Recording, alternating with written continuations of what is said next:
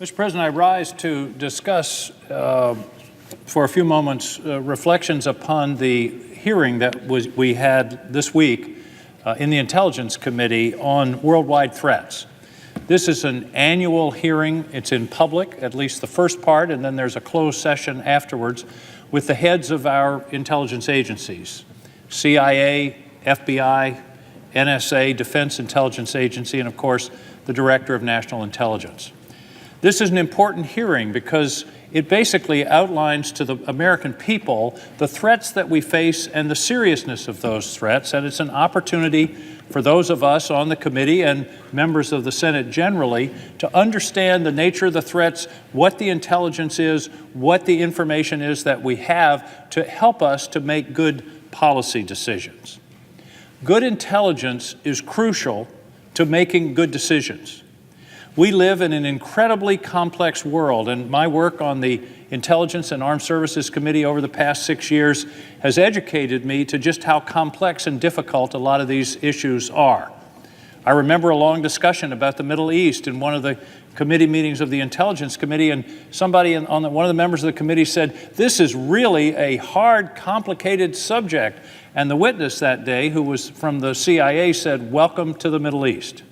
These are very difficult issues, but in order to make rational, thoughtful, important, and very results-oriented decisions based upon these hearings, this information, we have to know the facts.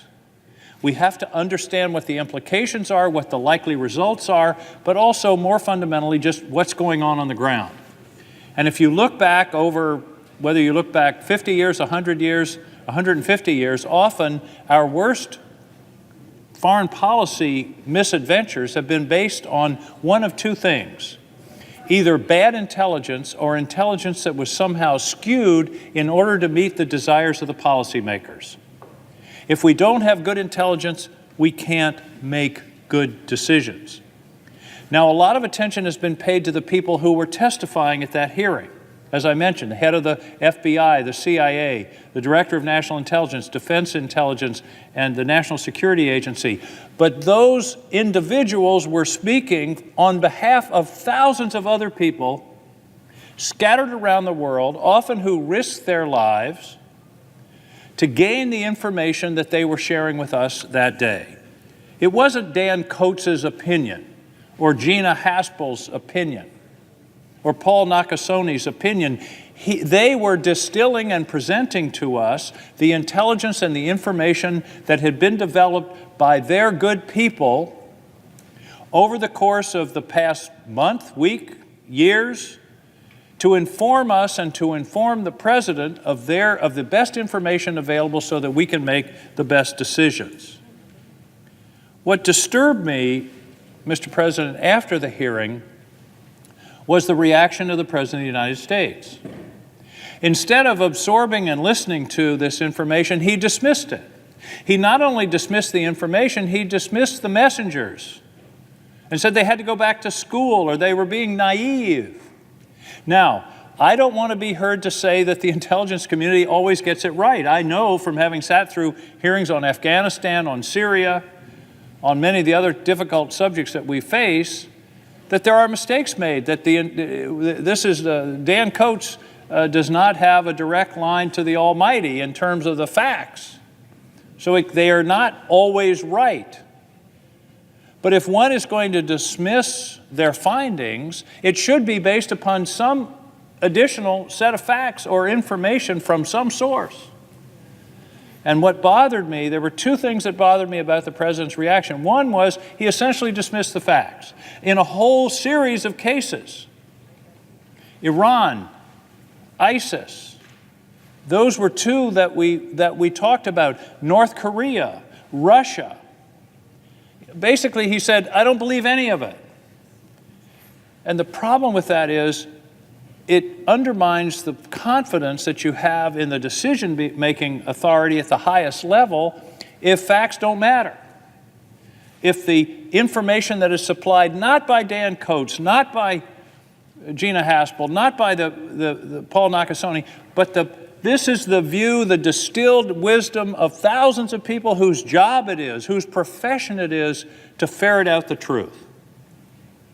Dan Coats, at the beginning of the hearing, gave the best synopsis I've ever heard of the mission of the intelligence agencies, of the mission of our intelligence community.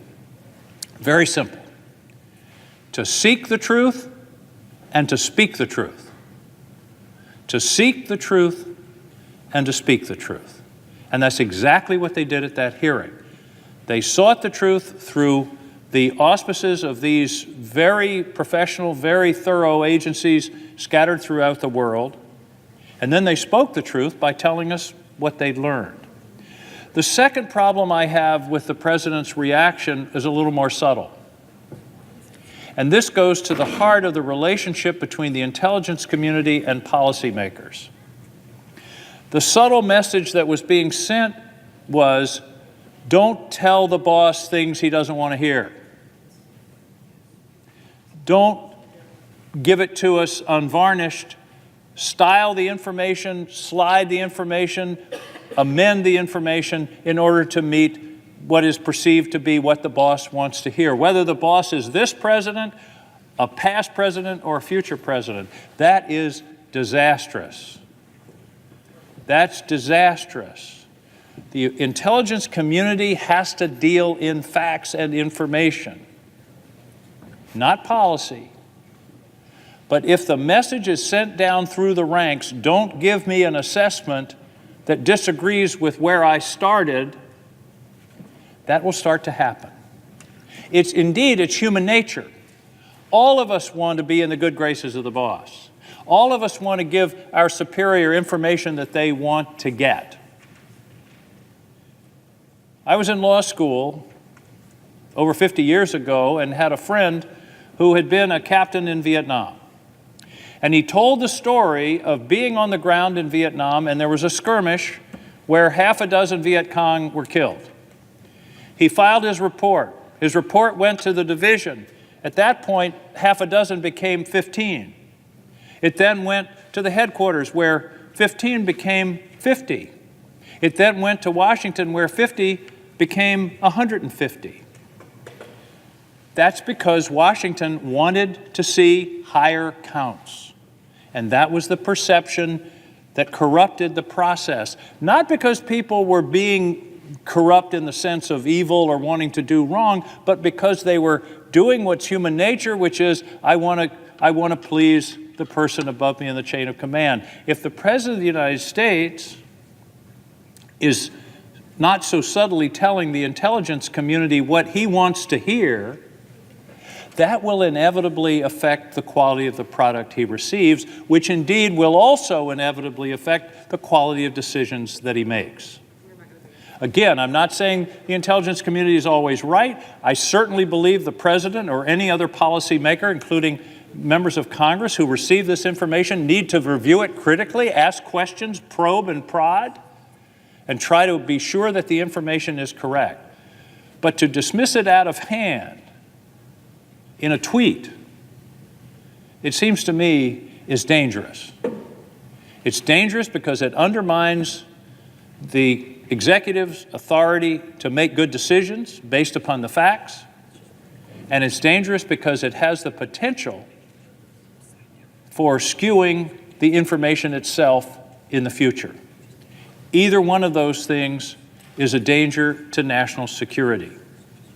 If the President has facts that are different than those that are presented by the intelligence community, he should at least present them and say, this isn't consistent with what I learned at such and such a conference, or what I'm hearing from the State Department, or from what I'm hearing from Homeland Security. But to simply say they're naive, they don't know what they're doing, they should go back to school, denigrates the work of thousands of loyal, patriotic Americans who are doing their level best to produce information upon which good decisions can be made. So, Mr. President, I stand today not to say that the intelligence community always gets it right, but to say that the intelligence community at least should get an honest hearing, and that the information they present is important to this country. It's important to the President. It's important to the Congress. And the day we start encouraging them to skew the information is a day the national security of this country is at risk.